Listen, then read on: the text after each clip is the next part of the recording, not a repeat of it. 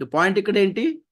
సొదొమ నుంచి బయటకు వచ్చారు గాని భార్య చచ్చిపోయింది. ఉప్పు స్తంభం అయిపోయి బూడిదైపోయింది. ఇక ఆ తర్వాత పిల్లల గురించి తెలుసు కదా! ఇద్దరు కూతుర్లు, వాళ్ళ ఆలోచనలన్నీ కామపు ఆలోచనలే. కామాతృత, కామ కోరికలు, అశ్లీలత.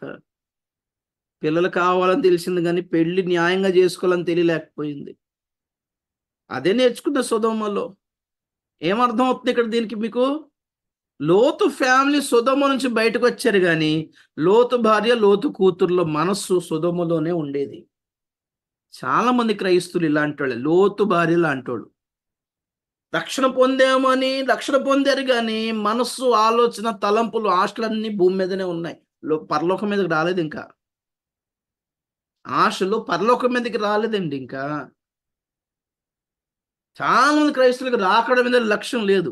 పరలోకం వెళ్ళాలన్న లక్ష్యం లేదు. ప్రభువుని చూడాలన్న ఆశే లేదు. ప్రభువులో ఉన్న ఆశలన్నీ సొదొమే. స్టైల్‌గా ఉండాలి, అందంగా ఉండాలి, అట్రాక్టివ్‌గా ఉండాలి. ఆ! మంచి స్మార్ట్‌గా ఉండే అబ్బాయి దొరకాలి. బాగా అందంగా ఉండే అమ్మాయి కావాలి. పెళ్లి చేసుకొని చక్కగా మంచి జాబ్ ఉండాలి. మంచి ఇల్లు ఉండాలి. లైఫ్ సెటిల్ అయిపోవాలి. పరలోకం కోసం ఎవడి కలగా అన్నట్టు చచ్చిన తర్వాత ఎవడికి కావాలి. చచ్చిన తర్వాత ఈ సంగతి మనకెందుకులేండి అనే భావన ఎక్కువ మంది క్రైస్తవులకు ఉంది. వీళ్ళందరూ రక్షణ పొందలేదింకా. మాట వరుసకి పెళ్ళికి బాప్తిజం తీసుకున్నారు గానీ, ఇంక రక్షణ పొందలేదు ఈళ్ళెవరు. లోతు భార్యను జ్ఞాపకం చేసుకోండి. ఎందుకంటే, ఆమె సొదొమను విడిచినా చచ్చిపోయింది. చావడం వేరు, నాశనం అయిపోయింది. లోతు కుమార్తెలిద్దరూ సొదొమ నుంచి బయటకొచ్చినా నాశనం అయిపోయారు. అలా చాలా మంది క్రైస్తవులు సగం దారిలో నాశనం అయిపోతారు ఈళ్ళందరూ. అటు అన్యులు కారు వీళ్ళు. క్రైస్తవులే కానీ నాశనం అయిపోతారు. చర్చికెళ్ళే భక్తులే కానీ నాశనం అయిపోతారు.